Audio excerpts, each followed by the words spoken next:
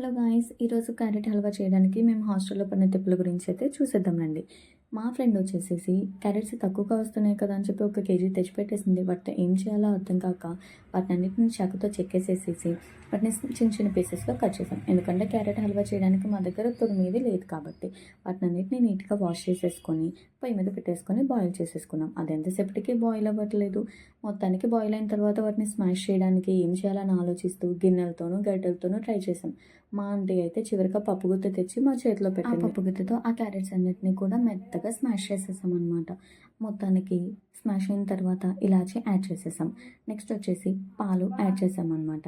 Next sweetness కోసం షుగర్ని కూడా యాడ్ చేసేసి బాగా మిక్స్ చేసేసుకున్నాం. ఆ తర్వాత డ్రై ఫ్రూట్స్ని కొంచెం ఘీ అండ్ ఆయిల్లో బాగా ఫ్రై చేసేసుకొని మన క్యారెట్ హల్వాలో అయితే యాడ్ చేసేసుకున్నాం. చూడడానికి అయితే చాలా కలర్ఫుల్గా ఉంది కదా! మీకు ఏమనిపించిందో కామెంట్ చేయండి.